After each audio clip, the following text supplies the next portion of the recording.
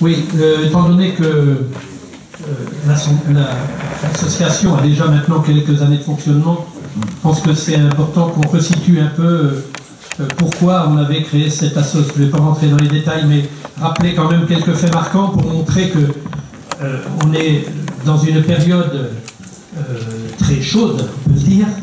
Très chaude, il n'y a pas que le réchauffement climatique, mais le débat sur les pesticides est quand même de plus en plus un débat poignant et qui intéresse, c'est vraiment un débat de société.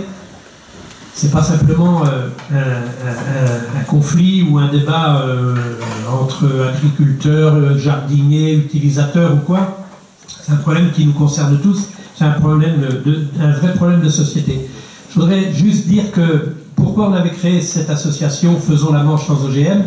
Elle a été créée dans un moment où il y avait une mobilisation citoyenne pour soutenir, d'abord pour s'engager à refuser que les plantes à pesticides, qu'on ne connaissait pas spécialement, on ne savait pas trop ce que c'était que les OGM.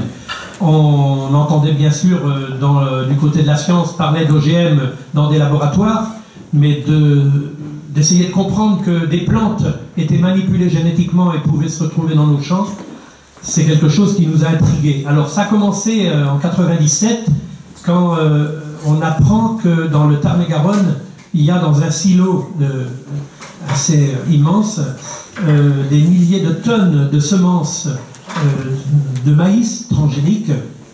Et à cette époque-là, on nous dit c'est vraiment quelque chose de formidable. Avec ces semences-là, vous n'aurez plus besoin d'utiliser de pesticides, l'environnement sera protégé, les rendements seront mirobolants, chaque graine est étudiée, tout ça. Donc c'était tellement beau tel que c'était présenté que on peut se dire, mais finalement, pourquoi refuser ça? Sauf que quand on commence à gratter un petit peu autour de ça, on se rend compte que ces plantes, non seulement on n'en connaît pas l'origine et la technologie, nous, paysans, mais en même temps, ces plantes sont sous l'égide d'un brevet. Donc on commence à comprendre que accepter ces semences qui sont la propriété d'une firme, et les mettre dans notre sol, et ensuite d'utiliser des matières premières derrière que l'on est obligé d'acheter à la firme, on comprend quand même qu'il y a quelque chose qui n'est pas acceptable, alors que le droit ancestral des paysans de ressemer leurs propres semences et leurs propres récoltes, ça existe depuis que l'agriculture existe. Donc voilà. Alors ça c'était le tout début. Et puis après, on a essayé d'avoir une protection du côté des assemblées, Assemblée nationale et Sénat, pour se dire, nous on aimerait bien quand même qu'il y ait un cadre juridique qui nous permette de ne pas faire n'importe quoi. Nous paysans, on est utilisateurs de ça si on nous le vend, mais en même temps, nous on nourrit les populations, les paysans nourrissent, et les jardiniers, en travaillant leur jardin, se nourrissent eux-mêmes. Donc la question alimentaire est posée, donc on ne veut pas faire n'importe quoi. Et en fait, là on se rend compte que le débat n'a pas existé ni en Europe, ni encore moins en France, mais que l'on se retrouve un peu devant le fait accompli. On nous dit en 97, l'an prochain, il y aura 7000 hectares de maïs de plantés dans les champs. Voilà. Et là on comprend bien qu'on ne peut pas accepter cela. Et en même temps, on n'est pas rassuré, donc c'était déjà la première année où le maïs a été souillé dans le silo, puisqu'il y a eu un mélange de semences conventionnelles avec les semences de maïs. Donc après, il y a eu toute la période des débats, il y a eu la naissance du groupe des faucheurs volontaires, il y en a quelques-uns dans cette salle, on a été quelques-uns à rejoindre ce mouvement à partir de 2003, ce groupe est né à partir de rassemblement du Larzac en 2003, là où il y avait 250 000 personnes, et où les opposants à ces plantes génétiquement modifiées ont décidé de rentrer en résistance et en disant on ne veut pas faire ça dans la clandestinité, on sera à visage découvert, nos champs ne sont pas des paillasses de laboratoire, s'il y a des études à mener, elles doivent être menées en milieu confiné et en aucun cas dans nos champs. Et en même temps, on ne veut pas les mettre dans nos assiettes tout pendant qu'on n'a pas la preuve, ou les éléments qu'il n'y a pas une incidence négative. Ça s'est passé dans une période en même temps où il y a eu les crises sanitaires. Donc beaucoup de citoyens se sont posé des questions. Crise sanitaire, souvenez-vous, hein, il y a eu les périodes de vache folle, il y a eu la période de la fièvre afteuse, il y avait la dioxine dans le poulet, il y a eu la tentative de nous imposer l'hormone laitière, la somatotropine bovine, qui est une hormone qui est utilisée sur le continent américain.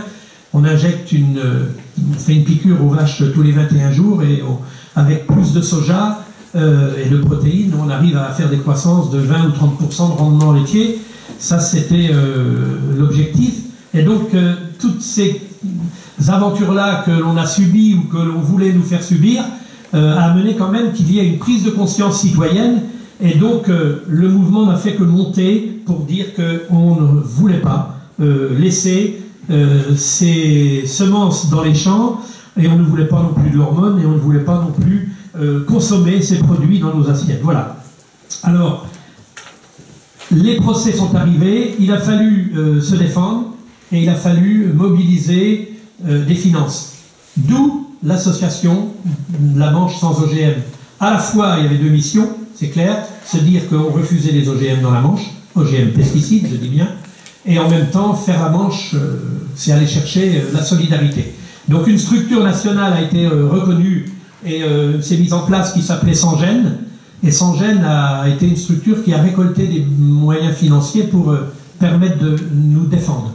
Donc en gros, en bilan, entre les procès, les avocats, la défense et les amendes ou les indemnités versées à Monsanto ou à d'autres, ou aux sociétés écrans, comme par exemple ID Maïs, qui était une société qui était basée dans la Vienne, où on était allé faucher d'ailleurs le 15 août 2008, qui nous a valu, je faisais partie du groupe à 8, de devoir payer 170 000 € à Monsanto. On les a versés, hein, entre ID Maïs 15 000 € et 155 000 ou 165 000 à Monsanto.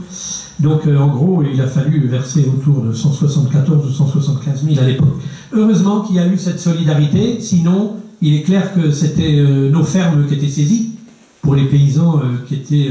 puisque 250 faucheurs, 8 personnes prises dans le groupe, il faut dire qu'on ne s'est jamais caché, on l'a fait à visage découvert, on l'a revendiqué, on a donné aux gendarmes présents sur place nos identités, à chaque fois, on mettait une pièce d'identité en disant, voilà, vous savez où nous prendre, voilà, bon, là, ce groupe-là, ce jour-là, on était 8, et donc voilà, les sommes étaient importantes. En gros, les dépenses ont été de plus d'1 million d'euros pendant la période. S'il n'y avait pas eu cette solidarité, le combat, on ne l'aurait pas mené. Alors, je m'arrête là, simplement, au moment où on vient de voir, on cherche le glyphosate dans nos urines, je signale quand même que la résistance, la molécule qui permettait de semer ce maïs transgénique, c'était bien la résistance à l'enherbement à travers le glyphosate et la marque Roundup. Hein, voilà. Donc on a ça. Donc on est bien dedans. On était bien dedans dès le début et on est dedans aujourd'hui. Donc effectivement, au moment où on tient notre trajet, éclatent au grand jour les difficultés de Bayer qui, soi-disant, perd 30 milliards d'euros dans son potentiel financier après avoir acheté Monsanto. Ça, bon, on ne va pas pleurer là-dessus, ils se débrouilleront. Mais en même temps, il y a ce fichage de Monsanto qui arrive. Hein. Vous avez vu la presse il y a 3 jours, 2 jours et aujourd'hui. Et puis le coup d'éclat de la France 2 avant-hier soir avec un certain sénateur qui nous a quand même dit un jour à José Bové et à moi-même dans sa permanence que nous ne méritions que la prison. Hein, voilà, José Bové en avait fait. Moi j'ai eu la chance de ne pas en faire, juste une garde à vue, c'était bien.